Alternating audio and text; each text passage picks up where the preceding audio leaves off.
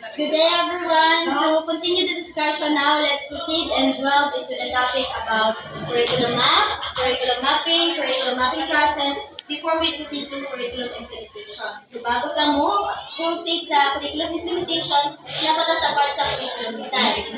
And, need na to sa mahangalan kung sa ang curriculum mapping, process niya to make a curriculum map. So, first, let's define what is curriculum map. Please read it for everyone. A curriculum map is like a detailed plan for what students will learn throughout the year. It shows learning goals, context, skills, instructional time, materials, and assessment. Right? Curriculum map, it's a detailed plan. So, mga plano o unsa mga dapat nga itudlo sa estudyante throughout the year. So, nasulod sa curriculum plan ang mga learning goals. This is what students should know kung sila may balaan and be able to do by the end of the course. Content, ang mga subjects, topics that will be covered. Sunod, skills, mga specific activities that students will develop. And instructional time. Instructional time, this is the how long we'll spend on each topic kung pila ka time magamit sa isa ka topic kung muhanan. And materials, dili ko nabilong ang mga resources and tools that teachers will use, and also the assessment. Ang assessment, this is how students' understanding will be evaluated. So that is curriculum map. So here, sometimes or sa high, na yung mga question ang parents o ang teacher. So na sila yung mga questions, they would ask questions like, sa parents, na sila yung mga questions na, nganong, paminaw, nganong ang anak sa kong amiga is gitubluan siya siyang maestra about multiplication. Then ang kuang anak, wala gitubluan of multiplication.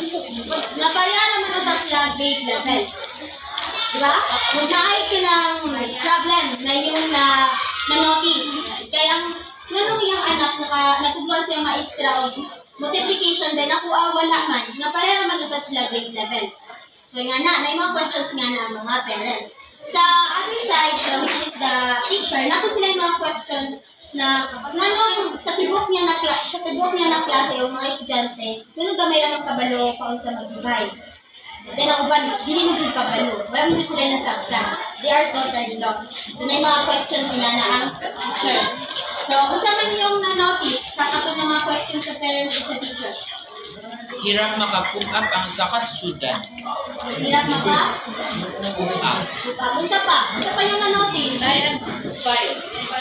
Murag na bias, murag dili same, na differences, di ba? Kaya sa pikas, para naman tas sila grade level ng mga estudyante, pero dili sila parihag na naan. So, yun na.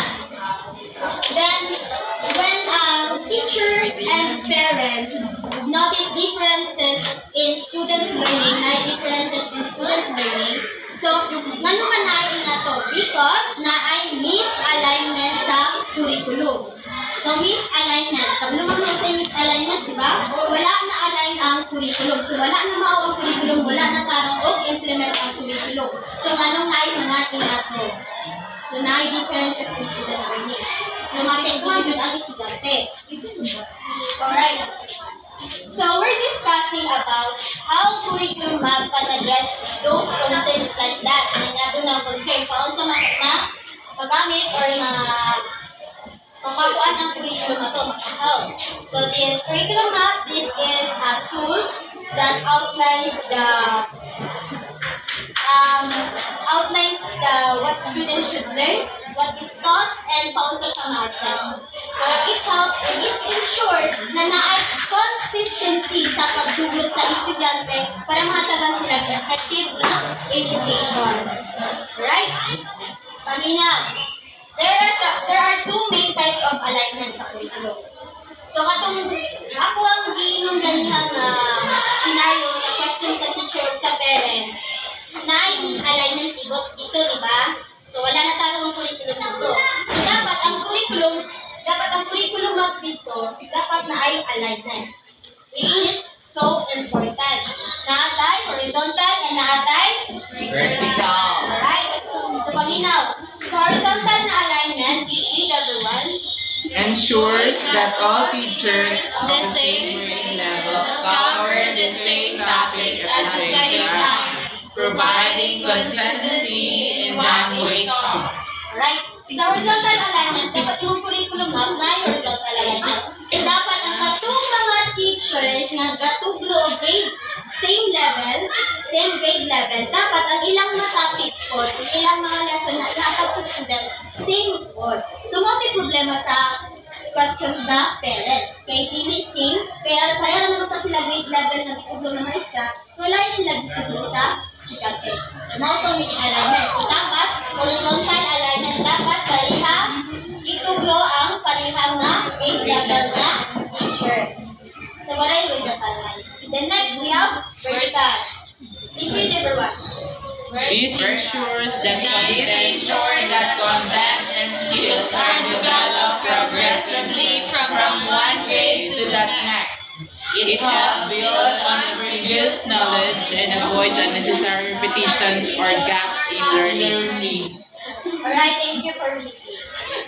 Okay, so vertical alignment, yan, paminaw. Ang vertical alignment, this is the, ang learning sa mga previous learning sa estudyante, iyahang pang magamit or iyahang magamit ko na learning yung previous learning niya sa karon na learning niya.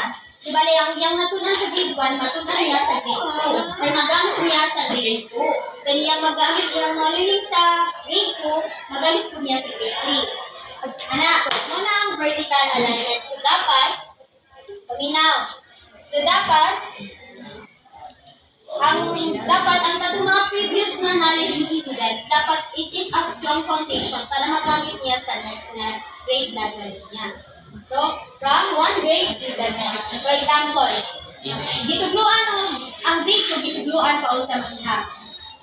Counting numbers. Pag-abot sa grade 3, gitugluan siya multiplication, addition, and subtraction. Pag-abot sa grade 4, gitugluan ngayon siya division. So, that is vertical alignment. Kaya iyahang natunan before sa grade 2 siya about counting, then iyang natunan sa grade 3 which is the subtraction, addition, and multiplication, it is a strong foundation na magamit niya sa learning sa iyang sunod na grade level kung mag-topic na about division. Diba? Tama? Kaya ang division, before ka proceed sa division na topic, need pa si Jackie makabalo pa sa mag-iha, o sa mag-subtract, multiply, and addition. So, dili dapat grade 2 siya, gituluan siya counting, dili dapat na abot yung grade 3, gituluan siya division, which is not vertical alignment. Kasi misalignment dito. Kung saan man ito niya yung previous na knowledge sa counting, hindi nyo magamit sa iyang division na topic karon sa mathematics. So, dapat kung mag-imo ka curriculum map, so dapat naka-align ang mga subjects na dapat makabalo ang estudyante na yung mga learning sa before, magamit sa sunod, at sa sunod, at sa sunod. Yan ang vertical alignment. So, mag-imo mo curriculum, dapat tarutan niyo align sa iyong mga subject para walay gap sa learning sa school. That is curriculum mapping. So now let's proceed to curriculum mapping. Curriculum mapping, it is a strategy to document and align what is taught in school. It involves creating a data map, curriculum map, that outlines learning outcomes, content skills, instructional methods, and assessment. Okay, do you still remember the curriculum development that was reported by your teacher, Lumataw? Di ba natin curriculum development? Naman tayo upat? Yes. So, ito, curriculum designing. First pa. Curriculum planning. Curriculum planning. Next. Designing. Implementation or curriculum evaluating. Curriculum planning, curriculum designing, curriculum implementation, then curriculum evaluation. So first, curriculum planning. Dili, you need to plan. You need to align the vision, and core values sa school. Then, proceed na din ka sa designing. Nabilang na sa designing ang curriculum map. So before ka mo i-implement ang imong curriculum, dapat sa makasimot ang curriculum design. And that's the curriculum map. Then, pag man nag-implement, syempre, i-evaluate. Kung sabay na-achieve ba ang mga learning outcomes sa estudyante. Right? So, ang curriculum mapping or curriculum map, it is done before the curriculum implementation. So, before the mag-proceed sa curriculum implementation na dapat kumansa na yung curriculum map. Right? So, curriculum mapping, this process was introduced by Lady Harris Jacobs in 2004 in her book, Getting Results with Curriculum Mapping. So, curriculum mapping, this process is an ongoing process or work in progress or tuloy-tuloy. Why is that so? Because we need to keep pace with changes in education. Kailangan na ito na mo adapt sa needs sa estudyante and ano po sa mga changes sa education. And it continuously improve based sa mga feedback and sa mga new developments. Right? Curriculum mapping, it is not a one-time initiative.